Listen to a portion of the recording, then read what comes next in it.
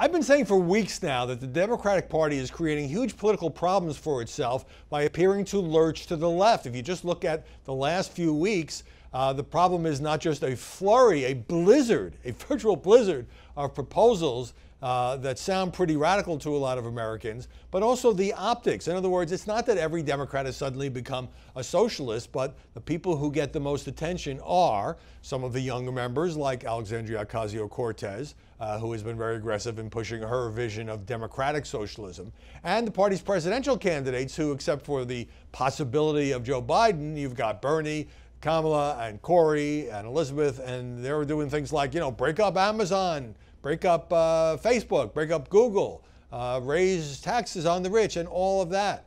All of which, in my view, is giving President Trump an opening. More and more you hear him talking about the Democrats are the socialist party. Well, that's not true, but if he can caricature the other party as being a bunch of fuzzy-headed, tax and spend liberal socialists, that's going to help him in 2020. But you don't have to take my word for any of this, because now it's becoming conventional wisdom. Now even Democrats are speaking out. So there's a piece in The Atlantic that makes this argument, and the author is Rahm Emanuel, the outgoing Chicago mayor, the former congressman who, by the way, knows how to win elections. In 2006, he led the Democrats to a takeover of the House. He was a top aide to Bill Clinton in the White House. He was the chief of staff for Barack Obama in his White House.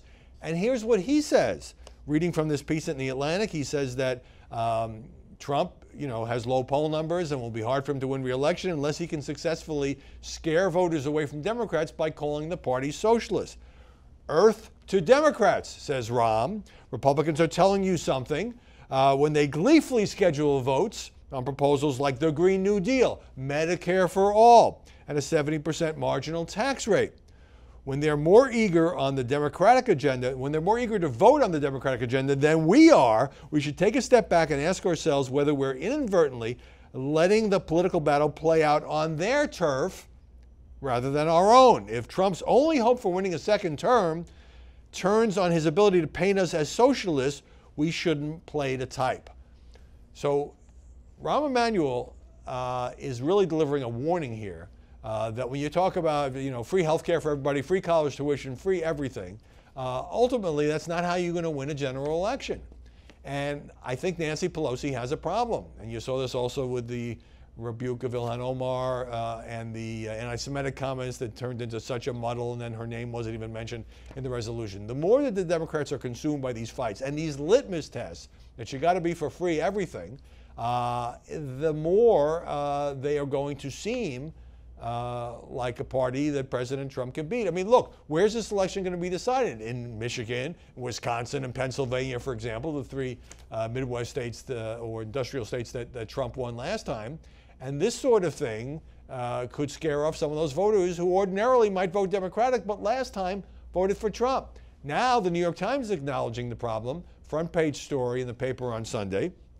The sharp left turn in the Democratic Party is unnerving moderate Democrats who increasingly fear that the party could fritter away its chances of beating President Trump in 2020 by careening over a liberal cliff. So when it's everywhere from Rahm Emanuel to reporters at the New York Times saying that this is happening, you got to take it seriously.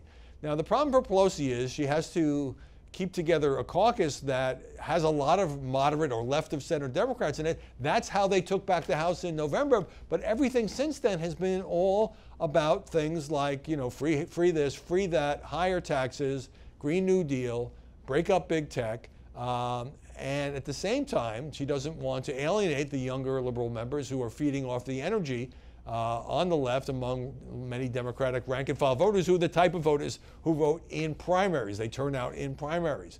But it's the presidential candidates, unless and until Joe Biden or someone else like that gets in, who are also defining the party because they feel slavery reparations. I didn't mention that one. Kamala Harris, Elizabeth Warren, they've come out for that. You can debate the merits of any of these things, but collectively they are making the Democrats seem like a party that is really racing to the left. And that, if you're Donald Trump trying to win a second term and win those industrial states, that's exactly what you want. Now, the president, of course, caricatures it and goes too far, but if the Democrats don't listen to Rahm, they could be in big trouble.